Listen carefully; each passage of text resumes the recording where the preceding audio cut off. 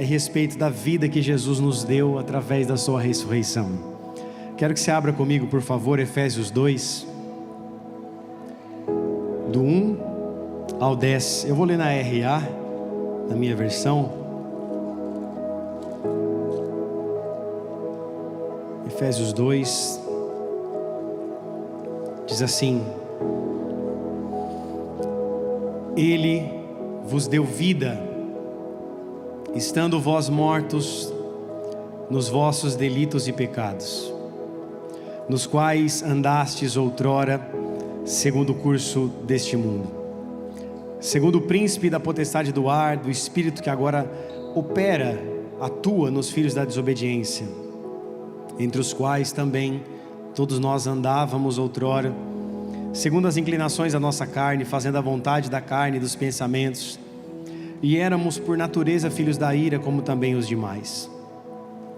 Mas Deus, sendo rico em misericórdia, por causa do grande amor com que nos amou, e estando nós mortos em nossos delitos, nos deu vida juntamente com Cristo, e pela graça sois salvos.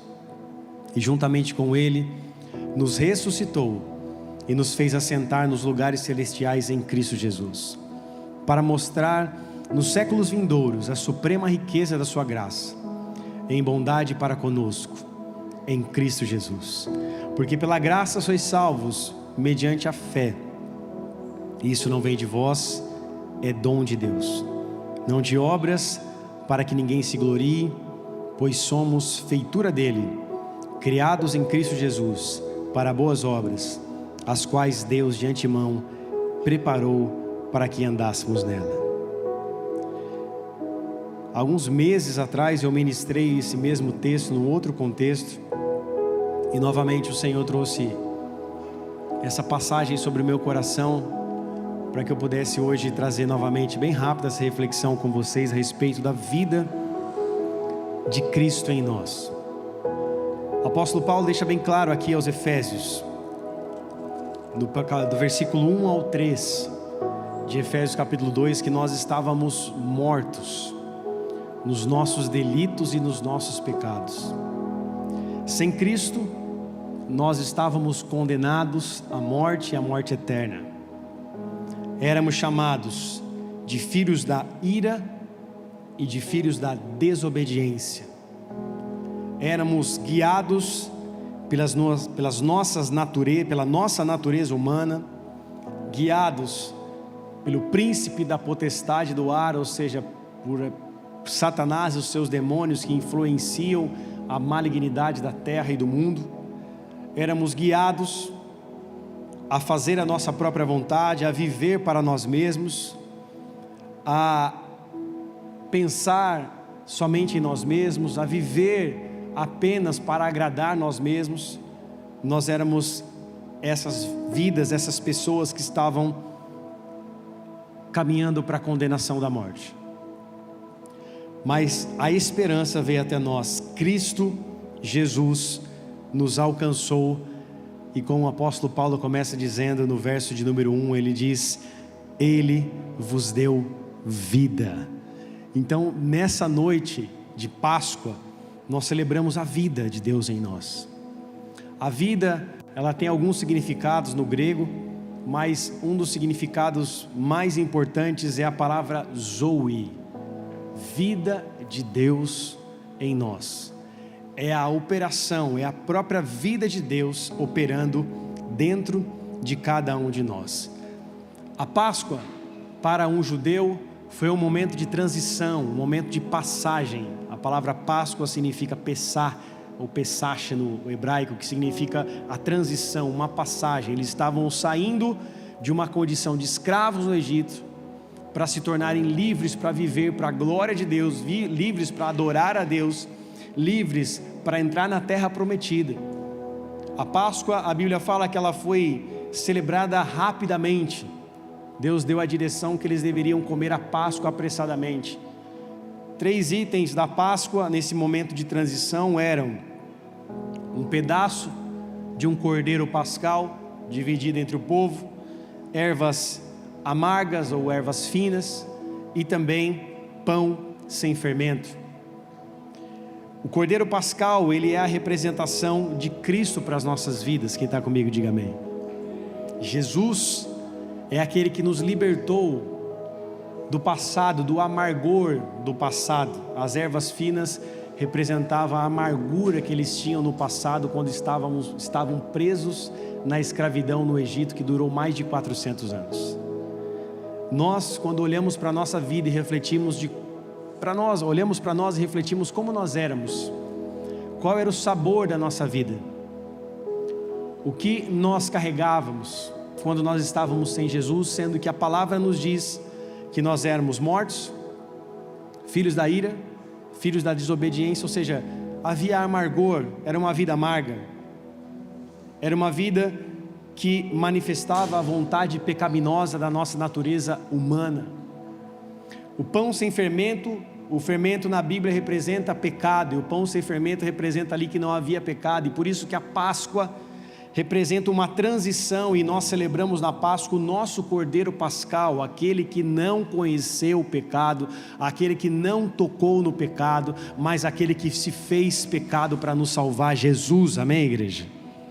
Jesus tomou as nossas dores, Jesus tomou tudo aquilo que era para ser depositado sobre as nossas vidas, o cálice amargo, o cálice da ira de Deus, Jesus, Ele toma sobre a sua vida, para que eu e você tivéssemos liberdade, para que eu e você pudéssemos viver com uma vida e uma vida abundante.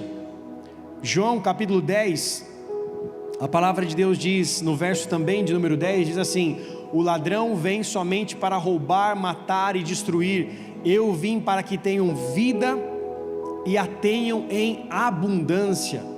A palavra abundância no grego significa aquilo que excede, aquilo que é acima do necessário, aquilo que é excelente, é algo super adicionado, é algo que é extraordinário, e é isso que o Senhor nos deu através da sua vida. É uma vida excelente, é uma vida extraordinária, é uma vida que tem mais do que é necessário.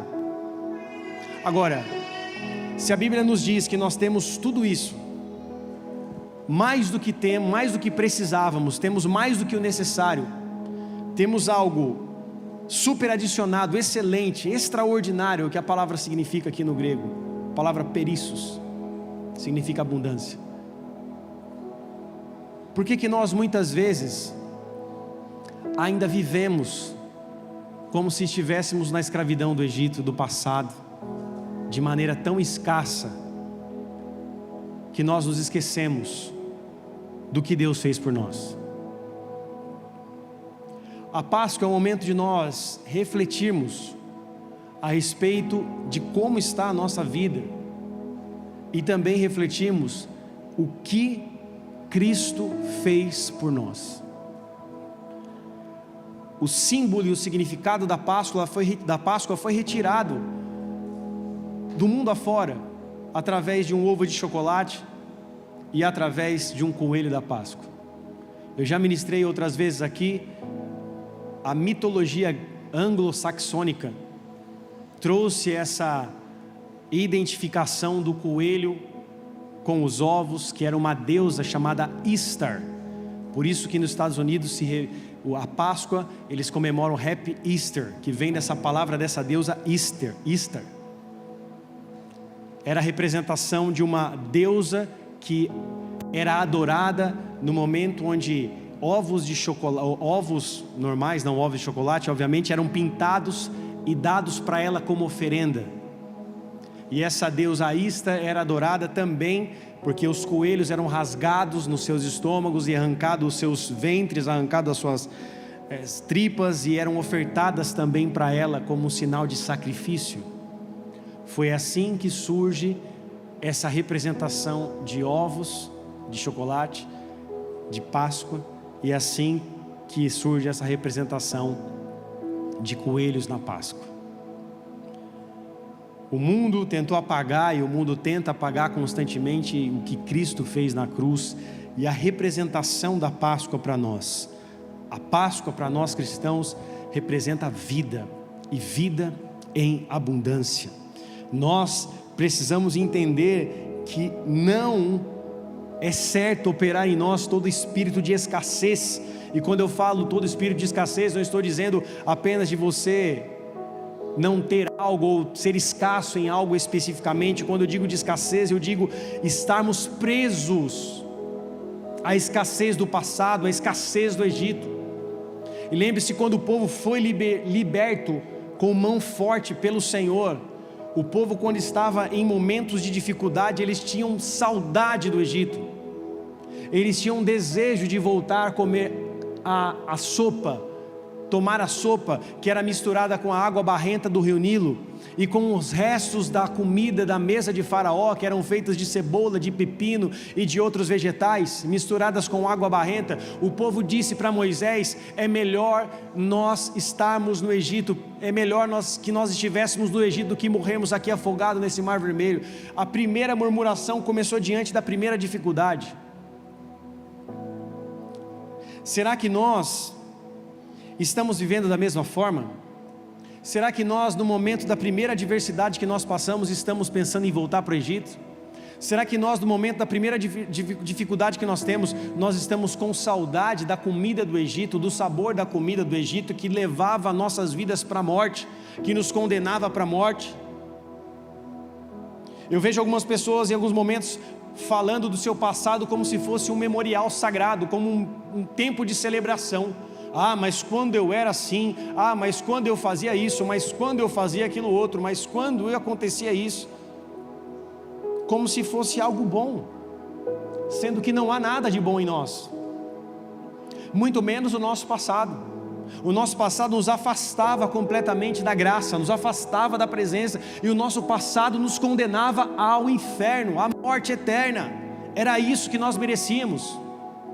É isso que a Bíblia fala sobre nós sem Cristo: filhos da ira, condenados pelos seus delitos e pecados, mortos nos seus delitos e pecados, filhos da perdição, filhos da desobediência.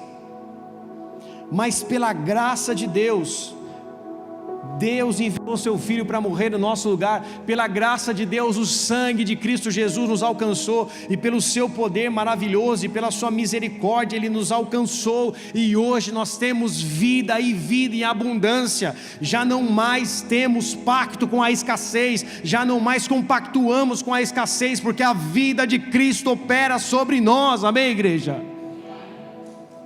E essa é uma certeza que deve operar no seu coração. Nós temos em abundância, porque Cristo nos abençoou sobremaneira. Cristo nos abençoou muito mais do que nós precisávamos. Ele nos deu uma porção extraordinária da sua vida.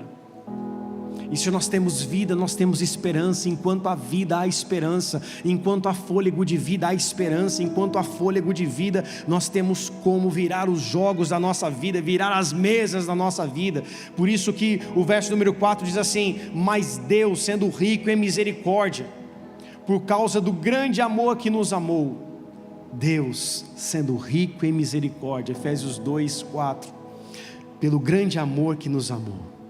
Esse grande amor que nos amou, nós não conseguimos discernir, nós não conseguimos medi-lo, nós não conseguimos mensurá-lo, mas esse grande amor e essa grande misericórdia que veio sobre as nossas vidas deve ser uma certeza sobre o nosso coração. Uma das primeiras coisas que Satanás faz quando ele quer nos afastar da presença de Deus é tirar de nós a certeza que nós somos amados. Ele começa a vir com setas sobre a nossa mente, sobre o nosso coração, e nós começamos a ter dúvidas do amor de Deus. Ah, porque se Deus me ama, por que eu estou passando por isso? Porque se Deus me ama, por que aconteceu aquilo? Porque se Deus me ama, por que Deus permitiu acontecer aquilo? Nós começamos a colocar em xeque o amor de Deus, e começamos a pensar da mesma forma que os fariseus pensavam, que o sinal da bênção de Deus era o sinal de que Deus estava conosco. Jesus repreende as riquezas, porque os fariseus diziam: olha como eu sou rico e abastado, e olha como vocês não têm nada. Lembra quando os fariseus iam ofertar? Eles davam grandes ofertas, eles tocavam trombeta para todos enxergarem aquilo que eles estavam falando. ou melhor, aquilo que eles estavam fazendo, as grandes quantias que eram colocadas no gasofilácio, e Jesus olha para uma viúva pobre, que dá 2 moedas, e Jesus disse: essa deu mais do que todos os outros. Por quê? Porque ela deu tudo que tinha, e ela deu com o seu coração. Jesus nos ensina que não é sobre aquilo que nós fazemos, não é sobre obras, mas é sobre aquilo que Ele fez sobre as nossas vidas. Quem está comigo, diga amém. Então, se nós ficarmos com esse pensamento: mas está acontecendo tanta coisa ruim na minha vida, acho que Deus deixou de me amar, Deus deixou de ouvir minha oração, onde está Deus nessa hora? E geralmente nós nos revoltamos, ou temos a tendência de nos revoltar, quando as coisas acontecem de forma quando nós não conseguimos controlar, ou quando vem uma surpresa sobre as nossas vidas que nós não gostaríamos que acontecesse, uma surpresa negativa. Porque quando está tudo indo bem, é muito fácil a gente declarar que Jesus é o nosso Senhor e dizer que Ele nos ama e que nós amamos Ele. Agora, quando vem a adversidade, é que nós nos demonstramos realmente a qualidade da nossa fé. Quando vem a ventania, quando vem os furacões, quando vem a chuva forte, quando vem as dificuldades, é que nós demonstramos realmente se estamos alicerçados nele ou não. É nesse momento que nós devemos ter a convicção da palavra de Deus sobre os nossos corações, e de que Ele nos amou com o seu amor perfeito, o amor que lança fora o medo, o amor que cura, o amor que restaura, o amor que nos faz livres. Esse amor, esse grande amor com que Ele nos amou. É essa certeza de quando vem a dificuldade, nós temos a certeza, pode vir a dificuldade que vier, que for, eu tenho certeza que Ele me ama, e Ele me comprou com o precioso sangue de Jesus, e desse amor ninguém pode me separar desse amor, amém ou não? Essa certeza tem que estar no nosso coração, porque quando vem o dia mau, nós somos tendenciosos a dizer: Deus, cadê o seu amor? Cadê a sua fidelidade? Cadê as suas promessas? Mas olharmos para a cruz, olharmos para Cristo, nós devemos saber que Ele nos deu vida. O verso número 5 do Efésios capítulo 2 vai dizer, verso 5 vai dizer: estando nós mortos em nossos delitos, nos deu vida juntamente com Cristo, e pela graça nós somos salvos. O sacrifício pascal, o Cordeiro perfeito, pela sua graça nos salvou. Jesus nos comprou com alto preço para que eu e você tivéssemos liberdade, para vivermos de forma livre para adorá-lo. A liberdade que Cristo nos comprou, e a liberdade para que Ele nos libertou, não é para a gente viver a nossa vida da nossa forma, de qualquer jeito. Isso não é liberdade, isso é libertinagem. Jesus nos comprou para Ele, Jesus nos comprou para a glória dEle, Jesus nos comprou para nós vivermos a liberdade nele. Em Cristo nós somos livres, nós temos acesso às suas bênçãos, nós temos acesso a viver uma vida regenerada, que vem através pelo precioso sangue de Jesus, que vem através da fé que nós temos nele. Por isso, a partir do momento em que nós temos essa certeza, eu tenho liberdade, eu sou livre do meu passado, a escravidão do passado já não me atormenta mais, já não me condena mais, já não me prende mais, eu sou livre para viver tudo aquilo que Deus reservou para a minha vida. Essa liberdade, ela te impulsiona a viver coisas novas. Ele nos deu nova vida. Tem coisas novas para nós vivermos, tem coisas novas para nós experimentarmos em Cristo. Não é coisa nova apenas experimentar um restaurante novo que abriu em São Paulo. Olha, um restaurante novo que abriu em Jacareí, que abriu em São José, olha que legal, uma loja nova, um carro novo, uma casa nova. Deus não nos libertou e não entregou o seu Filho apenas para nós experimentarmos coisas novas dessa terra, mas Deus nos libertou para que eu e você tivéssemos nova vida em Cristo, para que possamos manifestar boas novas a todos aqueles que estão perdidos, amém, igreja? Existe uma nova vida no qual nós somos chamados a viver, uma vida transformada, uma vida regenerada, uma vida que manifesta Cristo Jesus e traz as marcas dessa manifestação, ou seja, os efeitos que o Evangelho causa em nós. O Evangelho traz uma mudança genuína em nossas vidas, uma transformação verdadeira, uma transformação sincera. Não existe Evangelho sem transformação verdadeira, sem transformação sincera, sem mudança de mente. Você pode talvez usar a palavra bonita de hoje em dia, que é o mindset, mas Paulo já disse isso há muitos anos atrás, que se chama metanoia. Arrependei-vos, metanoia é uma mudança de mente, de coração e de ação.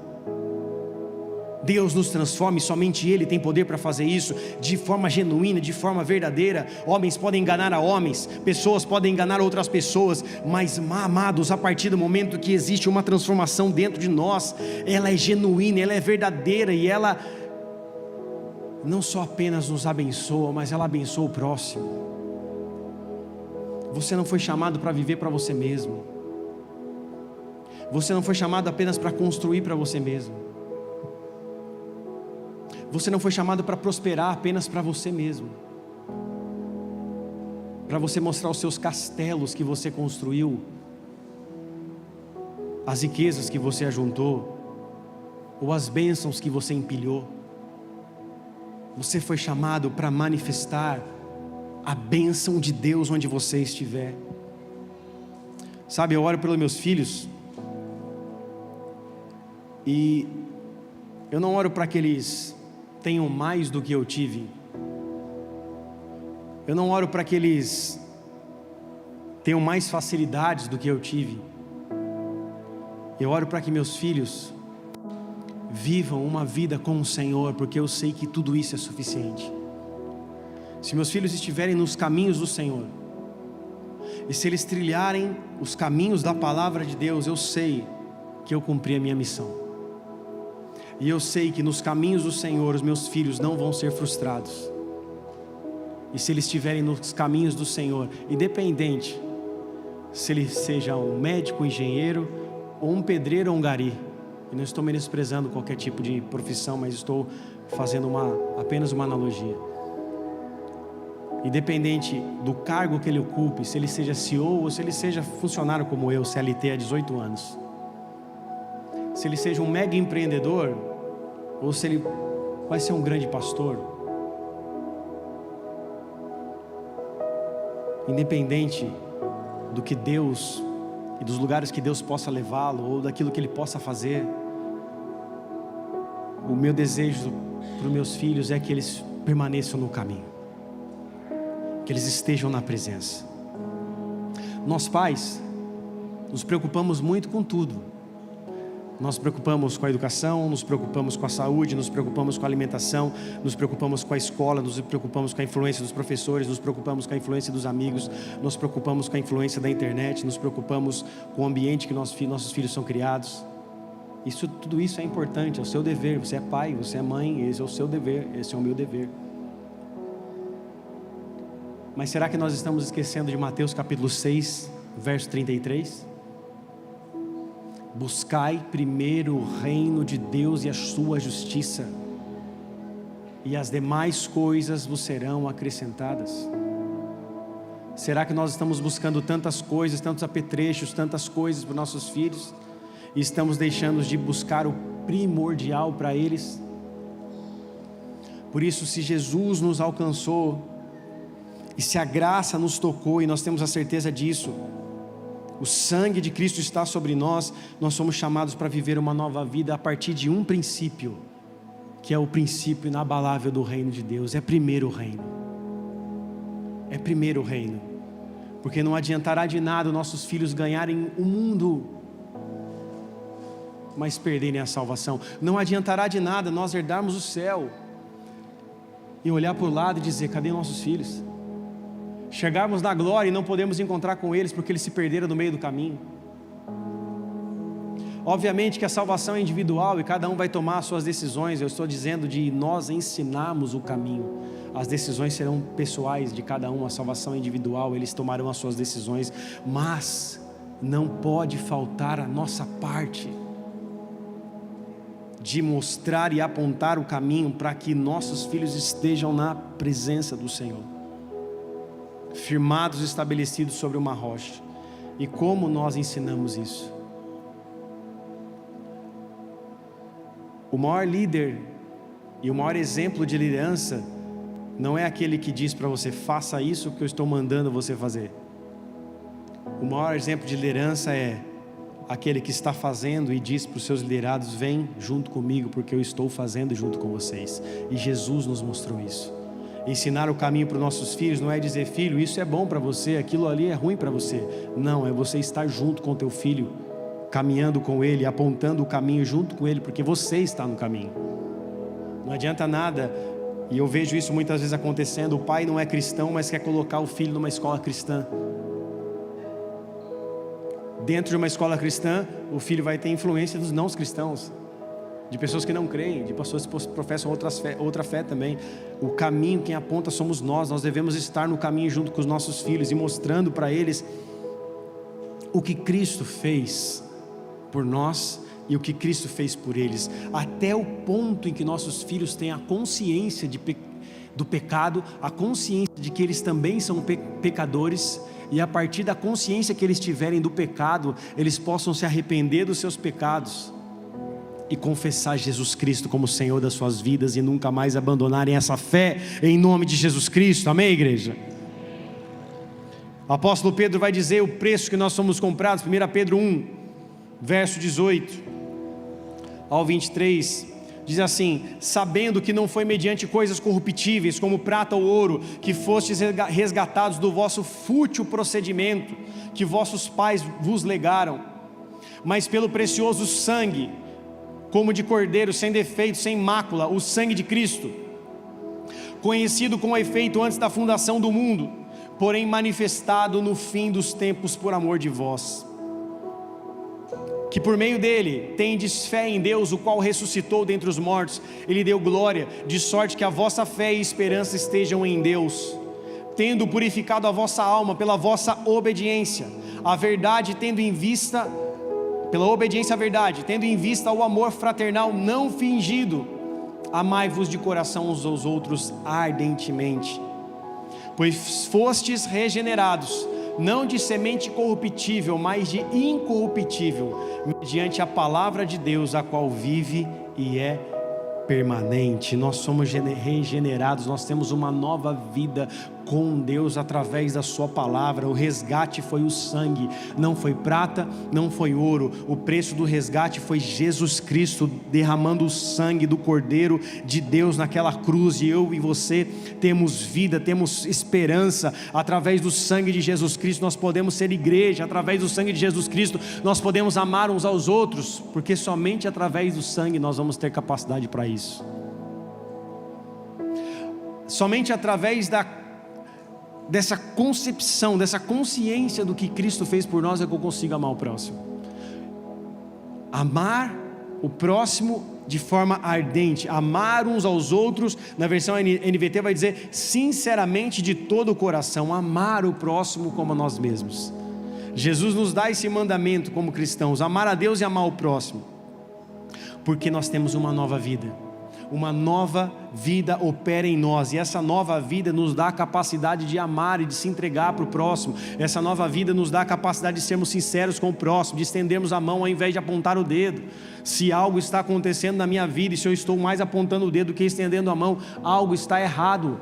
Eu preciso recalcular a minha rota, eu preciso me arrepender dos meus pecados, eu preciso voltar a olhar para a Bíblia, eu preciso voltar a olhar para a cruz.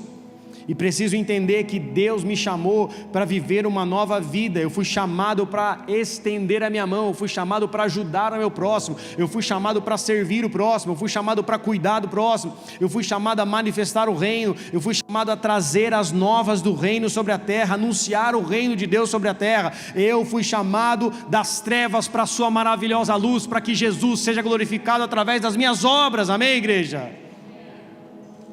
Através das obras que nós fazemos, Cristo é glorificado, Jesus é exaltado através de cada caixa de bombom que nós entregamos, de cada panetone, de cada cesta básica, de cada ação que nós fazemos, de tudo que nós fazemos, Jesus é glorificado.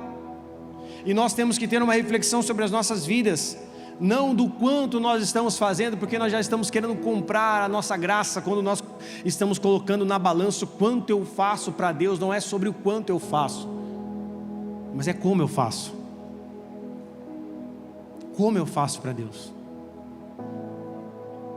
Será que o meu coração está disponível a fazer para Ele de todo o meu coração, com toda a minha fé? Ou eu estou fazendo apenas por obrigação, por um rito, ou porque eu tenho que fazer apenas, ou porque me disseram, me ensinaram, me falaram que eu tinha que fazer aquilo? Tem que ser de todo o coração.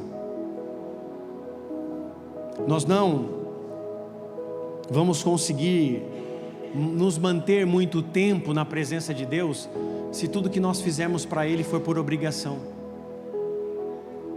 Eu sirvo por obrigação, eu vou na igreja por obrigação, eu ajudo o próximo por obrigação, eu oro por obrigação, eu leio a Bíblia por obrigação. Nós não vamos conseguir chegar muito longe se for assim. Quando começamos a fazer coisas de forma obrigada, é porque o peso da religiosidade já tomou nossas costas, e nós estamos querendo apenas demonstrar a nossa capacidade de fazer algo. Olha como eu faço, e porque eu faço, e porque eu tenho que fazer. Não é sobre as nossas obrigações, mas é sobre um coração que deseja exaltar o nome de Jesus e fazer por amor a Ele. Fazer por amor a Ele.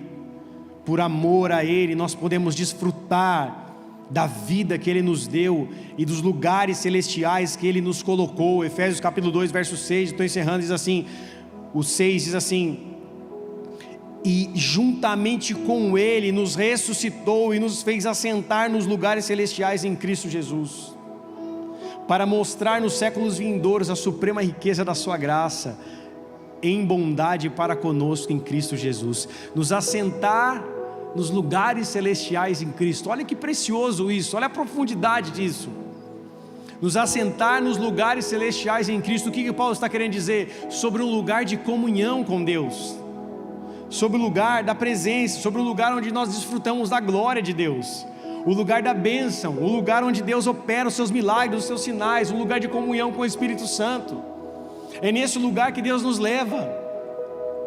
É nesse lugar que Deus deseja que nós estejamos, assentados nos lugares celestiais em Cristo. É o lugar da comunhão com o Pai. É um lugar onde as coisas perdem o sentido, porque você encontrou a pedra de valor, a única coisa que tem maior valor sobre a tua vida, que é a presença de Deus. Quando você é tocado pela glória de Deus, quando Deus repousa a sua presença sobre a tua vida, quando você tem uma experiência sobrenatural sobre a tua vida, você não se lembra da marca do seu carro, você não se lembra de quantas parcelas você tem que pagar da sua casa, você não se lembra se você veio de moto, ou se você veio de Uber, ou se você veio de ônibus, você não se lembra de nada, porque a glória de Deus, quando te toca, o que sobra para você é ajoelhar no chão e chorar na presença dEle, porque algo foi transformado dentro de você. Esse lugar celestial em Cristo é um lugar que Deus deseja nos colocar a cada dia. Ele já pagou o preço para que nós estejamos nesse lugar, mas será que nós desejamos esse lugar? Nós cantamos, quem já pisou no Santo dos Santos em outro lugar não sabe viver, mas será que nós já acostumamos a viver longe desse lugar? Nos acostumamos a viver longe da presença, por comodidade, por preguiça, por cansaço, por afazeres. Será que a gente já se acostumou a viver longe desse lugar? Jesus pagou um preço na cruz, o Cordeiro Pascal, Cristo morreu para que eu e você tivéssemos acesso à sala do trono, à sala da presença. O véu se rasgou, nós temos acesso à glória de Deus, nós temos acesso à sala do trono, nós temos acesso à presença do Pai, e é nesse lugar onde nós somos transformados, é nesse lugar onde nós somos chacoalhados, é nesse lugar onde a nossa vida é mudada. Nós precisamos ter sim esses encontros com a glória de Deus, seja na igreja, seja no nosso quarto, seja no carro. Nós precisamos ter esses encontros com Cristo que nos transforma. Quando entramos nesse lugar celestial, quando estamos na sua presença de forma sobrenatural, onde desligamos as notificações do celular, esquecemos a série que estamos assistindo, as preocupações que vêm bater na nossa porta, e apenas entramos na presença como Jesus nos ordenou a fazer. Feche a porta do seu quarto e ore dessa forma, que o seu Pai que vem em secreto, Ele que vai te recompensar. Quando nós encontramos com Ele no nosso quarto, com as portas fechadas, tendo um momento só com Ele, é o lugar onde a glória vem sobre a tua vida, onde a presença de Deus vem sobre a tua vida, onde as suas lágrimas se tornam a sua oração, onde você tem intimidade, pode abrir o teu coração, confessar os teus pecados, declarar o seu amor por Ele. E como nós temos perdido isso de vista, como nós não temos tratado isso como prioridade, e nos tornamos zumbis espirituais, que vão caminhando com o resto de combustível que tem no nosso tanque de experiências passadas que nós vivemos. Só que tem um dia que o combustível acaba. E a gente orgulhoso quando o combustível acaba, a gente pensa que mudar de igreja vai encher o nosso combustível. A gente pensa que comprar uma Bíblia nova vai mudar o combustível. A gente pensa que mudar situações externas vai trazer um combustível novo. O que traz um combustível de renovo para a tua vida, um óleo fresco, um vinho novo para a tua vida, é o seu coração buscando ter intimidade com o seu Pai. É a sua vida se rendendo ao teu Senhor. Uma igreja nova pode te dar um combustível por algum tempo, mas não vai sustentar a tua fé por muito tempo. Pode te dar um novo gás, você postar uma fotinha no store da igreja nova que você está vindo, porque quando você estava na sua, você nunca fez isso. Que culto abençoado, estava aqui 10 anos, nunca postou uma foto. A igreja nova pode te dar um gás. Pessoas novas, música nova, lugar novo, um pastor legal. E eu não estou dizendo isso para quem saiu. Eu estou dizendo isso para você que está aqui. O seu combustível não vem de um lugar. O seu combustível não vem de um pastor. O seu combustível não vem de um púlpito. O seu combustível não vem de uma placa de uma igreja. O seu combustível vem de Jesus. Porque se o seu combustível vem de uma pessoa, você é um idólatra que colocou uma pessoa no lugar de Jesus. O nosso combustível vem de Cristo e não de homens.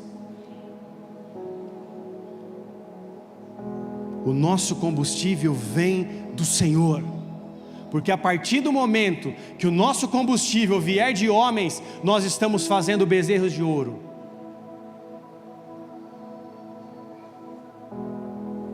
E bezerros de ouro trazem a ira de Deus sobre nós. Quando aquele irmão canta, quando aquela banda toca, quando aquele rapaz adora, aí eu sinto a glória de Deus. Bezerro de ouro. Bezerro de ouro não começa no altar, começa no coração. Quem faz altar para o bezerro de ouro, primeiro é o altar do coração. E Deus não compactua com o bezerro de ouro, porque a glória não é de homens, mas a glória é dele. O nosso combustível vem do seu altar. O nosso combustível vem do seu altar espiritual. O nosso combustível vem de uma vida de entrega a Ele. E é nesse lugar que nós somos vivificados. É nesse lugar que nós somos chacoalhados. É nesse lugar onde a nossa vida novamente encontra o propósito para viver tudo aquilo que Ele nos separou para que vivêssemos. E eu encerro com o verso do 8 ao 10, que diz: porque pela graça sois salvos, mediante a fé, e isso não vem de vós, é dom de Deus, não é pelas nossas obras, para que ninguém se glorie. Olha o 10, pois somos feitura dele, criados em Cristo Jesus para boas obras, as quais de antemão preparou para que andássemos nela. Existem boas obras que Deus já preparou para que nós andássemos nela. Nós só precisamos de um alinhamento do Kairos com o Cronos, ou seja, do tempo de Deus com esse tempo nosso. A gente só precisa de um alinhamento com o próprio Pai para andar debaixo dessas obras, para manifestar essas obras. A palavra feitura é a palavra que significa nós somos uma obra. A palavra feitura significa obra, uma obra. Então nós já somos uma obra de Deus, criados em Cristo para também manifestar outras boas obras. E essas boas obras Deus já preparou de antemão para que nós andássemos nelas. Ou seja, Deus já tem lugares que nós iríamos pisar, Deus já tem coisas que nós iríamos fazer, Deus já tem planos ao nosso respeito. Nós só precisamos descobrir quais são esses sonhos, quais são esses planos. Tudo que nós estamos passando na nossa vida não é por um acaso. Deus preparou lugares para nós vivermos, situações para nós vivermos, e às vezes a gente reclama da situação que Deus permitiu que a gente vivesse.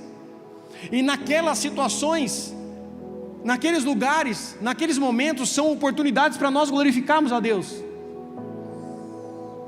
Porque muitas vezes nós queremos glorificar a Deus no meio das nossas bênçãos, mas nós glorificamos a Deus também no meio das nossas dificuldades, no meio das nossas aflições. Nós glorificamos ao Senhor. Então, se estamos andando nas suas boas obras, pode ser que essas boas obras, amados, pode não ser tão legal assim. A gente pode passar por algum momento que fala: meu Deus, isso é boa obra? É para a glória de Deus. E às vezes vai ser difícil para você, mas é boa obra para Deus, porque Ele permite que nós passemos por aquilo, para que nós sejamos transformados, e para que Ele seja glorificado, e para a gente glorificar o nome dEle em meio também àquela situação, em meio à dificuldade que nós passamos.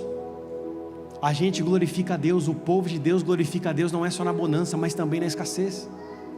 Não é só na felicidade, na alegria, mas também é na tristeza. Nós glorificamos a Deus também nisso. Nós manifestamos o reino também nisso. Então esse evangelho que diz que o quanto mais você é abençoado, mais sinal do que Deus está operando sobre a tua vida, é o evangelho que Jesus refutou lá dos fariseus. Foi aquilo que era pregado, que Jesus pega um chicote e vira as mesas, porque eles estavam fazendo da casa do Pai um lugar de covil de ladrões. Por isso, amados, se olharmos para a ressurreição do nosso Senhor e para a vida que Ele nos deu, nós colocamos como missão da nossa vida descobrir o que Deus quer que nós façamos. Deus, eu quero que o Senhor me revele. Deus, eu quero andar nessas boas obras que o Senhor já preparou para mim. Deus, eu quero viver essas boas obras, mesmo que isso muitas vezes vá me custar tudo. Porque tem coisas que vão te custar pouco, tem coisas que vão te custar alguma coisa, e tem coisas que vão te custar tudo. Será que nós estamos preparados para entregar os nossos Isaques quando Deus nos pedir tudo? Ou será que as nossas ofertas vão ser como a oferta de Caim?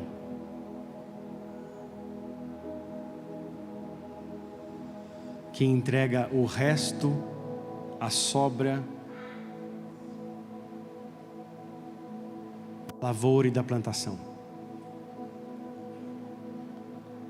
Nós estamos diante dessas oportunidades constantemente e diariamente. O que nós vamos entregar para o Senhor? E essas boas obras que Ele separou para que nós andássemos, foi através de Jesus. Por isso existe um lugar da presença dEle, onde nós somos cheios novamente. Eu oro tanto por essa igreja,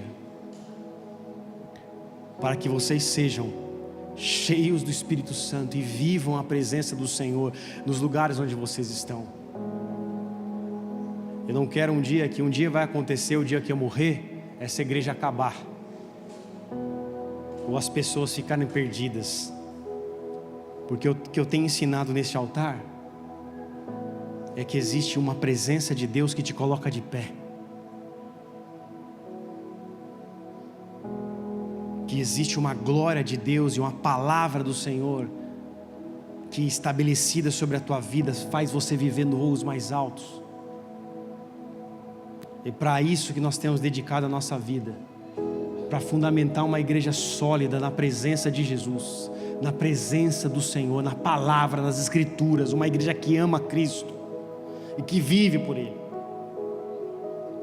Então, se você está passando por momentos onde a sua vida está: Senhor, eu não sei o que vai dar, não sei o que eu faço, eu estou tão frio, eu estou tão morto, eu estou com tantas dúvidas, eu estou com tanto medo.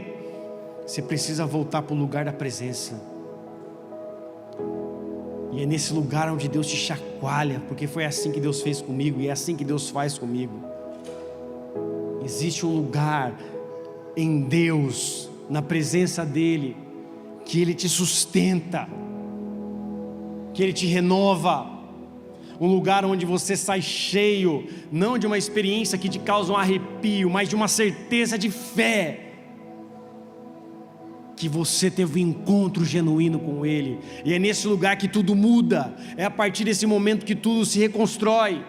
É nesse lugar onde você começa a olhar para as coisas de forma diferente. É nesse lugar que você encontra a presença de Jesus Cristo e é revestido dessa presença, onde coisas novas acontecem. Somente o poder de Deus pode mudar a vida de um homem e a vida de uma mulher. Somente a glória de Deus tem poder para fazer isso.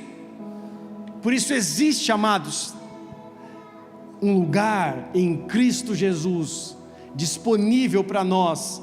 O Cordeiro venceu, Ele morreu, mas Ele ressuscitou, Ele nos deu vida, e a sua vida opera em nós. Ele subiu, mas o Espírito Santo desceu. Ele ascendeu aos céus, mas o Espírito Santo desceu sobre nós. Nós temos auxílio, nós temos ajudador, nós temos advogado, nós temos intercessor, que é o próprio Espírito de Cristo operando na vida daqueles que creem. O Espírito de Deus opera em nós, e pela graça de Deus nós nos movemos nele. Então permita que o Espírito Santo, que foi o selo da promessa, novamente enche o teu combustível, enche o teu coração, enche a tua fé nele. Que cada culto que você vier, algo vai acontecer sobre a tua vida. Que cada momento que você estiver no seu carro indo trabalhar, a glória de Deus vai te inundar. Quando você pôr seu foninho para pegar um fretado, para você ir para outro lugar, a presença de Deus vai te encher. As lágrimas vão começar a descer. No momento que você começar a ler os textos da Bíblia, começar a fazer seu devocional, a presença de Deus vai te inundar. Quando você sentar à mesa, a presença de Deus vai te encher. Quando você abrir a tua boca, a autoridade vai sair da tua boca para mudar vidas e mudar famílias e mudar pessoas. E é nesse lugar que as coisas começam a ser transformadas. É nesse lugar, a partir desse momento, que você começa a ver coisas novas acontecendo. E o crente precisa dessa experiência. O crente precisa desse sacudir do Espírito. Ele precisa ver coisas novas acontecendo, para ver que Deus está operando, para ver que Deus está agindo nele e através dele. Ah, pastor, mas eu não preciso de sinais para crer. Não mesmo, você precisa de fé. Mas Jesus também nos disse que se cremos, veremos a glória de Deus. Jesus também nos disse que pela fé montanhas seriam levadas de um lado para o outro. Jesus também nos disse que pela fé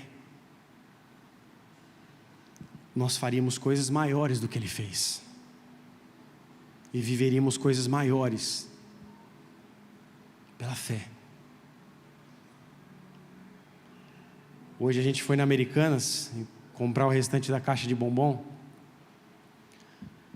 e a gente ia dar para as pessoas que trabalham lá na Americanas as caixinhas, 5 caixas de bombom para quem estava trabalhando lá. E eu falei para o meu filho assim, o mais novo eu falei assim, entrega para aquela moça e fala assim para ela que Jesus morreu por ela na cruz. E ele foi com a caixinha de bombom, foi entregar para ela, a moça disse, eu não posso receber, porque os funcionários da Americana não podem receber nenhum tipo de presente.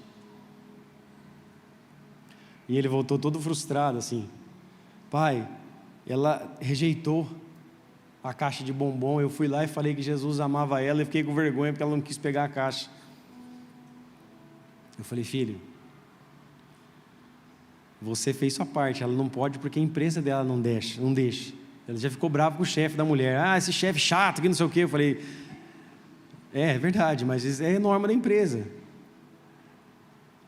Só que ensinar uma criança a ter uma experiência com Deus, isso não tem preço, isso tem valor. Ensinar a criança a ter uma experiência com o Senhor através de algo, é algo sobrenatural. Mas como que a gente vai ensinar para os nossos filhos ter uma experiência com Deus, se nós não queremos ter essa experiência com Deus? Se nós não buscamos essa experiência com Deus? Você que é pai, seu filho, a sua filha precisa ver você com lágrimas nos olhos, lendo as suas Bíblias em casa. Você que é mãe, Seu filho precisa ver você chorando, lavando louça, na presença de Jesus. Seus filhos precisam ver você como Maria, não só como Marta, fazendo tudo para todos, mas como Maria aos pés de Jesus. Você que é pai, não é só o pão que você traz do sustento que é a tua obrigação, porque Jesus disse que não é só do pão que viverá o homem, mas sim de toda a palavra que sai da boca de Deus. Trazer o pão para casa é a sua obrigação, é o seu papel como homem, mas a sua obrigação espiritual é trazer a presença, é trazer a glória, é manifestar a glória de Deus, clamar pela glória de Deus. Isso é ser um sacerdote, é estar preocupado com a presença, é estar buscando trazer a presença. Talvez você fale, meu Deus, mas eu sou novo convertido, isso para mim é muito. Irmão, o que eu estou dizendo é apenas, feche a porta do seu quarto, abra a sua Bíblia e clame a Jesus que Ele vai te encontrar lá. É sobre isso, não tem mistério. É só você abrir sua Bíblia e clamar por Jesus, Ele vai te encontrar lá. É só você ligar uma adoração, esquecer das coisas dessa terra e clamar por Ele, Ele vai te encontrar lá. E é nesse lugar que Ele nos encontra, é o lugar que Ele nos transforma.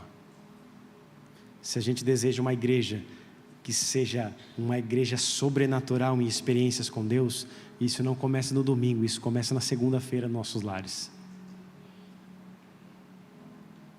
Nos encontros que nós temos na segunda, na terça, na quarta, na quinta, faz com que os nossos encontros em comunidade sejam diferentes, porque o povo buscou, não só no domingo, mas buscou o Senhor, até que encontrasse. Que a nossa Páscoa, que é Jesus e a vida dele, opere em nós de forma sobrenatural. Feche seus olhos.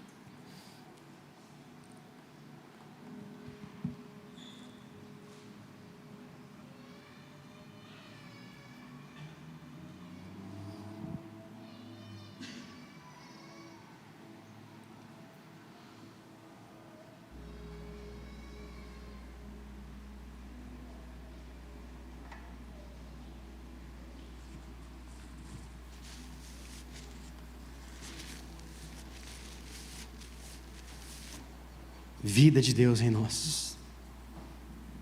Vida de Deus em nós. A vida de Deus que opera em meio às nossas fraquezas. A vida de Deus que opera em meio às nossas dores, em meio às nossas lutas. A vida de Deus que opera em nós, independente das nossas adversidades. A vida de Cristo em nós, que muda e transforma todo aquele que nele crê.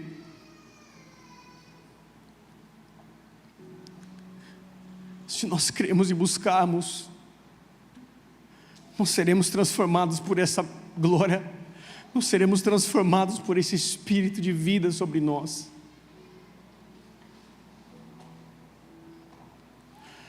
Senhor, nos perdoa, Pai, por tantas vezes que te trocamos por tantas coisas banais.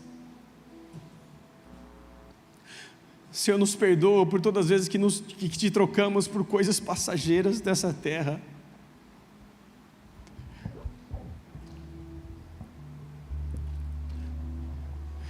Isso nos esfria ao ponto de pensar em desistir, isso nos cansa ao ponto em pensar que o combustível está em um lugar ou em uma pessoa e não em Ti. Ó Senhor, nós precisamos desse combustível, Pai. Ó Senhor, nós precisamos da Sua presença, Jesus. Esse lugar sem Teu Espírito não vale de nada. As nossas vidas sem a Tua glória não vale a pena continuar, não vale a pena existir.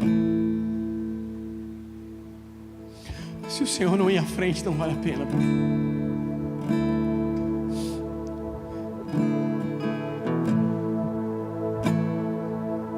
Nós não queremos uma emoção passageira. Nós queremos uma experiência real e verdadeira, Pai.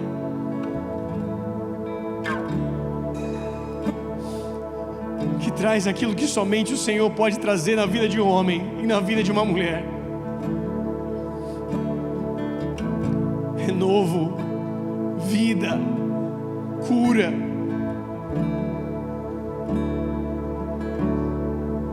A mulher do fluxo de sangue encontrou aquilo que ela não pôde encontrar nos médicos.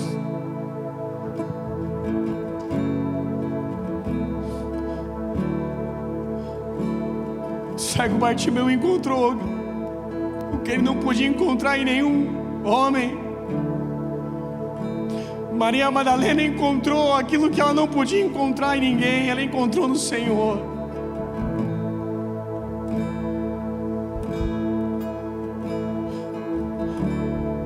Jesus, Filho de Davi, tem compaixão de nós e nos toca. Permita-nos tocar as orlas das suas vestes e sermos curados, transformados pela tua doce presença, Jesus. Que muda o nosso ser interior. Vida de Deus em nós, vida de Deus em nós. Nós precisamos da vida de Deus em nós. O Senhor nos disse que se crescêssemos, rios de águas vivas fluiriam do nosso ventre. Faz jorrar em nós, Espírito Santo, vida. Faz jorrar em nós água viva. Faz jorrar em nós água viva.